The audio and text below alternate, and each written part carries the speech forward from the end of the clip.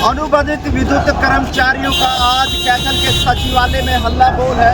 पिछले लगभग 15 से 18 साल से लगातार अपनी मांगों को लेकर प्रदर्शन कर चुके हैं और तमाम अधिकारियों को, मंत्रियों को, मुख्यमंत्रियों को ज्ञापन सौंप चुके हैं, लेकिन सरकार न जाने क्यों टस से बस नहीं हो रही, क्यों नहीं अनुबंधित विद्युत कर्मचारियों की मांगों को मान रही है।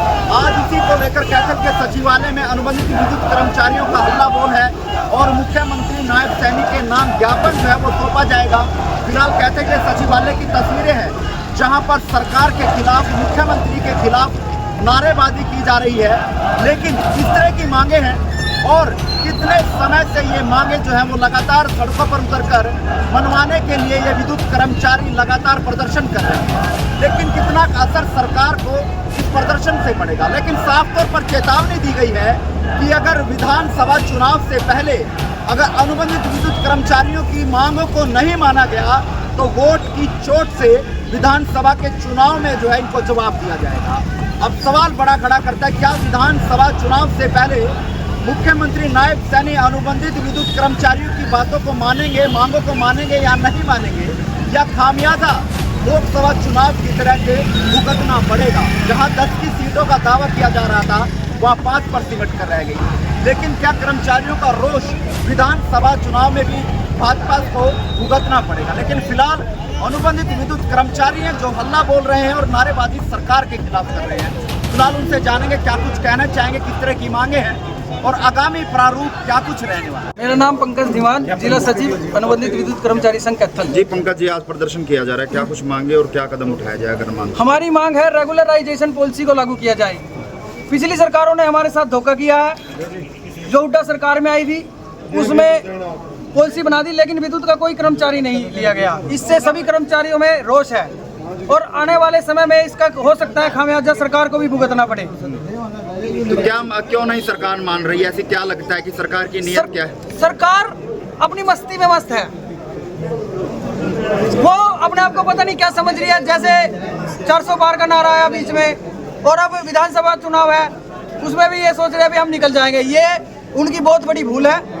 आने वाले समय में विधानसभा के इलेक्शन में उनको ये पता लग जाएगा, अगर विद्युत कर्मचारियों की मांग पूरी नहीं हुई तो अब की बार तो 5 इनकी आगी। आने वाले समय में ये भी संभव नहीं है। क्या नाम है आपका? जी, मेरा नाम बेअंत मोड़ है। हम अनुबंधित विद्युत कर्मचारी संघ हरियाणा संबंधित भारतीय मजदूर संघ से है, प्रदेश कार्य। क्या मामला है, किस लिए? जी, हमारा मामला है कि हमारे काफी वर्षों से कच्चे कर्मचारी लगे हुए हैं, तो उनकी डिमांड ये है कि उनको रेगुलराइजेशन पॉलिसी में लागू किया जाए। जी, और उसके अलावा जी हमारी मांग है कि जो कर्मचारी इस पॉलिसी से बाहर रह जाते हैं उनको 58 साल तक का रोजगार सुरक्षित किया जाए। हमारे डायरेक्ट रोल के कर्मचारी हैं, उनको काफ़ी सालों से 18 साल हो गए उनको लगे हुए, तो उनकी मांग ये है कि हरियाणा सरकार ने LTC का पत्र जारी किया था, लेकिन विभाग वालों ने उसको कैंसिल कर दिया कि सरकार उसको दोबारा से लागू करे, HRMS कोड पर डाटा उनका लागू करे। दूसरी मांग ये है जी हमारी कि जोखिम भत्ता, बिजली बोर्ड के कर्मचारी जोखिम भरा काम करते हैं, मतलब वो प्रत्येक कर्मचारी को जोखिम भत्ता लागू किया जाए। और हमारे जो HPGCL कर्मचारी जो खेतर थर्मल, पानीपत थर्मल है, यमुनानगर थर्मल है, सरकार ने वादा खिलाफी की है, मतलब वादा करके मुकर चुकी है सरकार। उन्होंने कौशल रोजगार में सम्मिलित करने का वादा किया था हरियाणा सरकार ने, लेकिन आज भी 1 साल से उनकी मांग लंबित पड़ी है। हमारी मांग ये है कि हरियाणा सरकार आने वाले समय तक अगर उनको कौशल रोजगार में कर देती है तो ठीक है, नहीं तो 29 जुलाई से प्रत्येक विद्युत कर्मचारी करनाल में CM आवास के सामने प्रदर्शन करेगा।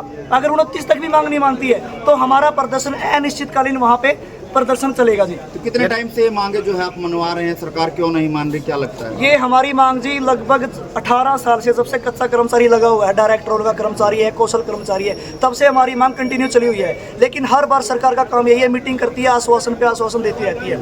आश्वासन के अलावा अभी तक कर्मचारियों को कुछ मिला नहीं है। लेकिन अब की बार आर या पार, करो या मरो की लड़ाई अनुबंधित विद्युत कर्मचारी संघ लड़ेगा। सर, यदि कैथल की बात की जाए, कितने कर्मचारी? कैथल के अंदर 854 कर्मचारी हैं, जिसमें से हमारे पास अभी 250 कर्मचारी आए हैं। सीजन की वजह से बरसात का मौसम है, बिजली कर्मचारी है जो समय पर अभी पहुंच भी नहीं पाया है।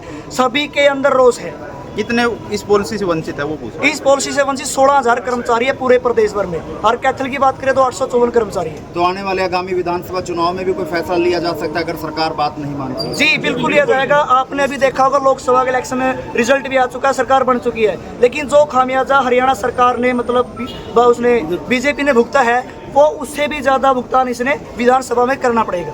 तो आखिरी क्या रणनीति रहेगी अगर सरकार अब नहीं मानती अगर सरकार नहीं मानती, हमारा 16 जुलाई को प्रदेश की जो कार्य समिति है हमारी, वो ज्ञापन सौंपेगी माननीय सीएम साहब को।